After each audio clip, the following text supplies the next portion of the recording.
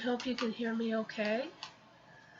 This is a continuation of the lullabies for Insomniacs. This will be the beginning of the Zella Flutterwink series. This is a story that I began to write many years ago. I never finished. And then I had a black magician come into my life and take my ability to write away from me. I don't know how else to explain that, but what they didn't take is my ability to tell a story. So this is how I write now, and this is a story I wrote very many years ago. She's still very real to me, so I hope you will enjoy it. It may be different from what I wrote, and it may transform, and hopefully we'll finish it here to your delight and therapy and getting some sleep and maybe some lovely dreams. And it's certainly therapy for me to do this for you. And I'm not perfect here in these videos. We just don't do perfect around here. So just bear with me. I'm not any kind of professional. But I'd like to be a storyteller again, and I'd like to give something to others. And I'm going to use this again. It's kind of fun. And it's kind of soothing to listen to, and I think it'll help you doze off and go to sleep and maybe go to beautiful lands and places. So let's begin a little bit, and maybe we won't have it too long today. I hope the screen is dark enough for you. I even put it down so it won't be so bright because it is daytime. So let's begin with a beautiful world of Zella Flutterwink.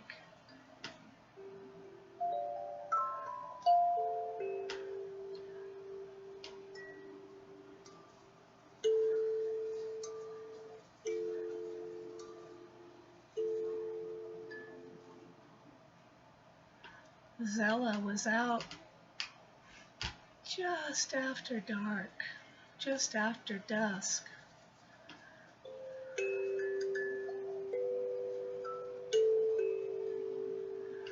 And as usual, she had her little bucket and little shovel.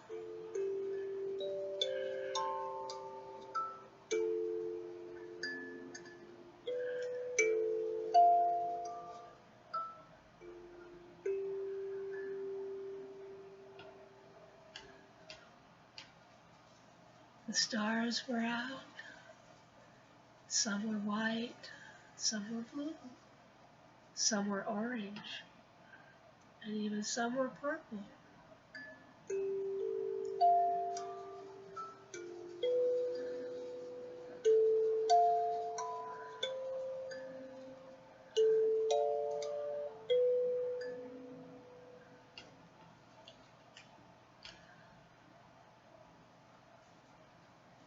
Well, Zella had done this just after dusk for many years. She, with her little shovel and little bucket, would go out in the beautiful forest that she lived in and gather stardust every evening.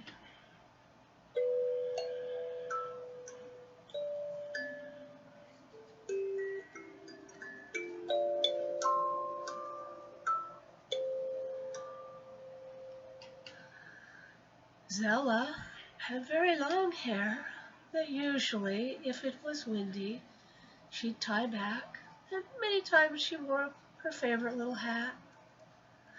Tonight there was hardly a breeze, just a nice, gentle summer breeze.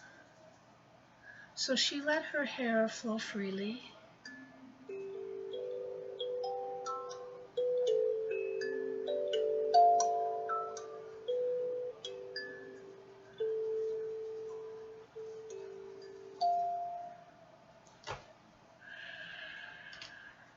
And where she lived, there were fairies.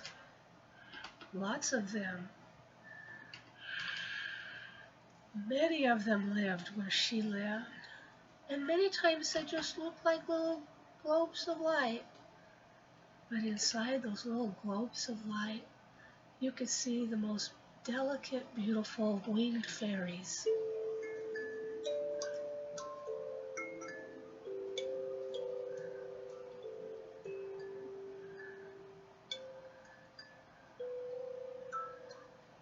And they were gentle souls, little beings of joy. They loved to come out too when the stardust had fallen, usually right after dusk.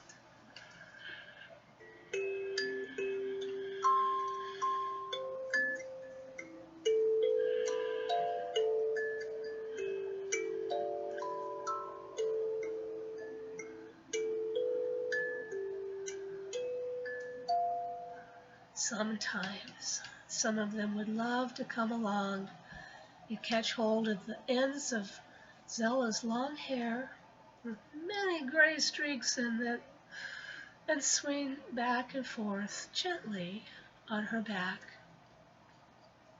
Some of them would ride on her shoulders.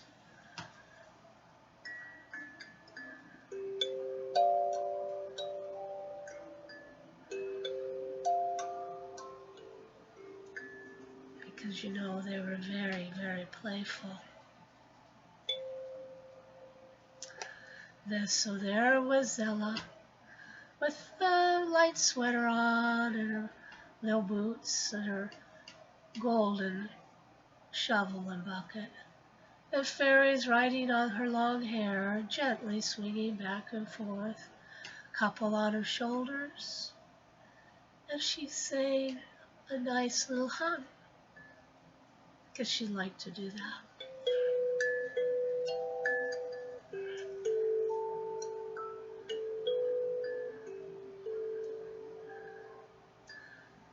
And each time, it was different. Just a little hum.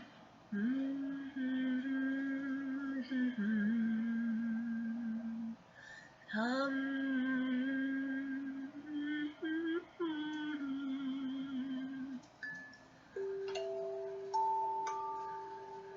And the little fairies would chime in too.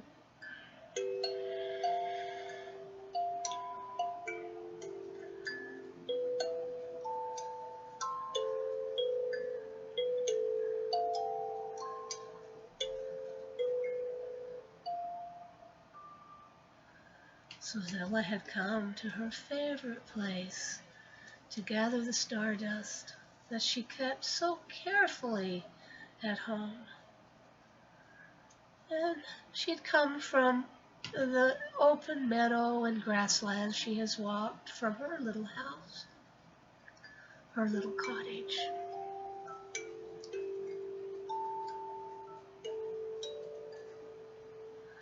And there she began, because flowers popped up everywhere, trees, weeds, herbal weeds, herbs.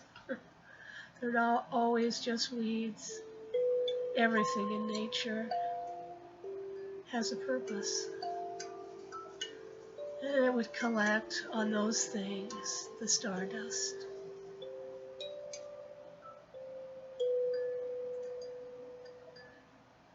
And so Zella would take her little shovel and just kind of scrape the stardust from the trees, shake the flowers ever so gently into the bucket, and sometimes the little fairies would help her, especially with the most delicate of flowers and plants, so they were not disturbed or hurt.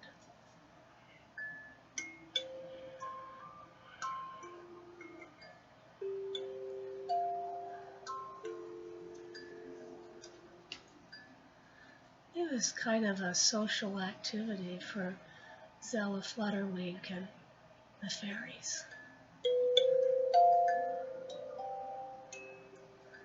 because they so enjoyed each other's company. And there were so many. The little fairies would light up the whole forest.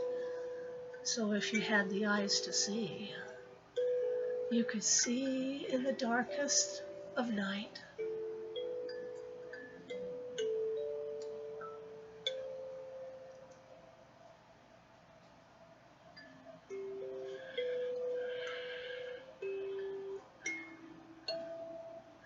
So Zella and the fairies serenaded all of life and gathered up all the fresh, new stardust.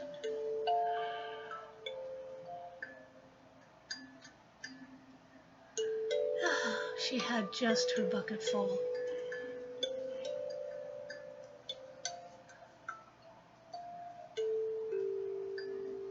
And Grandmother Moon was out just at the right light for this night to illuminate the night very, very gently.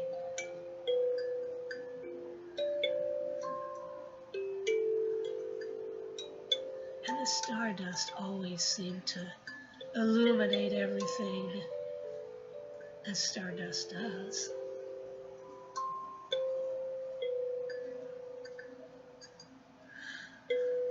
So Zella turned around, and still humming, singing a little tune, along with the fairies.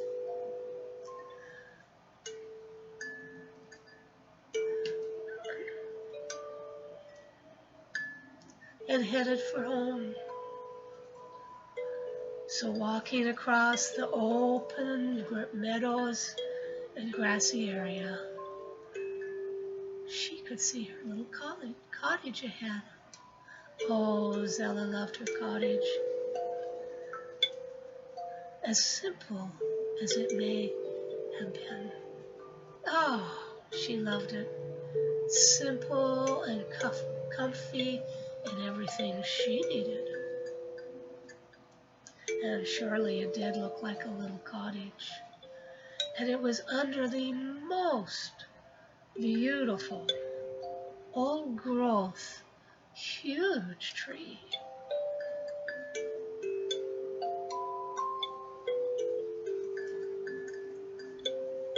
A huge, huge tree that dwarfed all other trees in the forest. And there beneath it sat Zella's little cottage with its kind of steep little roof.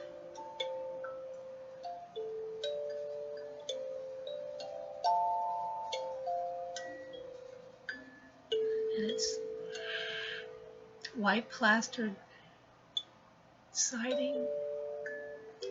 And its windows of wood that all of them had flowers in them that grew beautifully because they received a little stardust every day.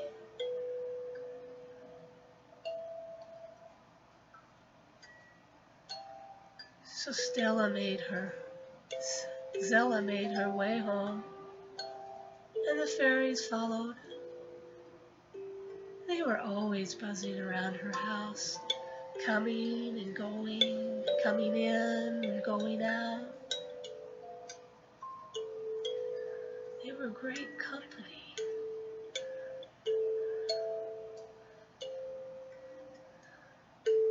She opened her wooden door, which was always a half door, so she could have fresh air circulate through her home.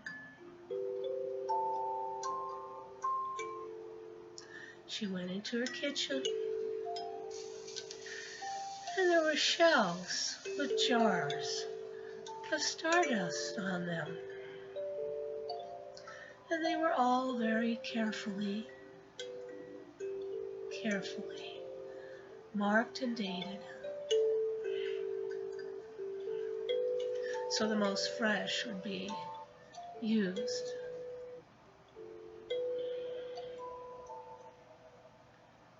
So Zella took her bucket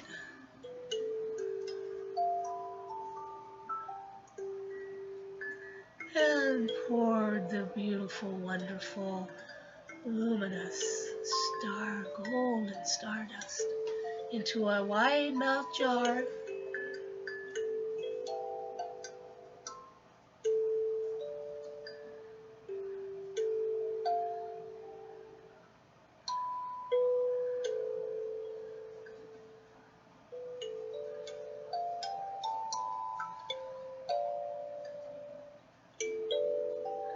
And Zella usually marked her jars by the cycles of the moon. It was so much easier that way. It was her calendar. So she wrote that evening's date and put it up with the other jars in its rightful place.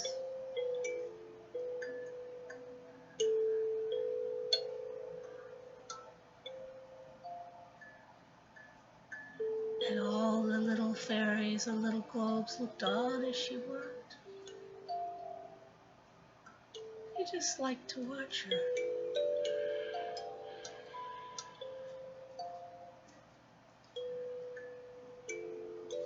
And then Zella heard a knock or a pawing at the door.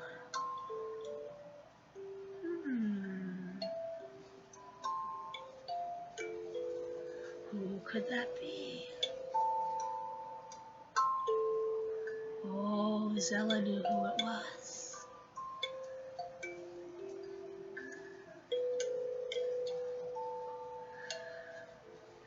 By now, in this imperfect video with no editing, you should be close to sleeping.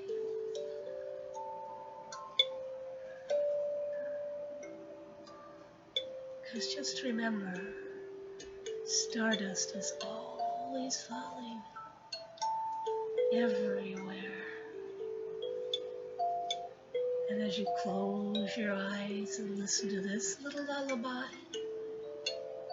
it is falling upon you. And you feel so good.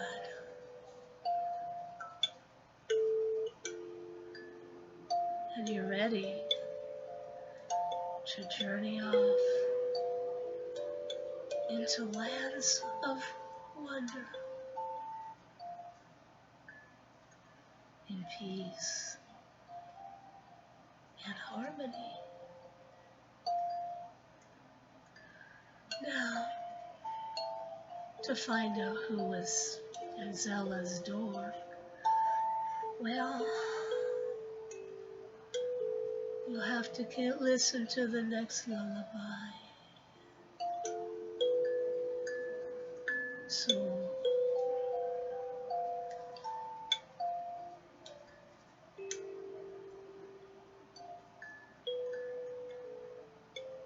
sweet dreams.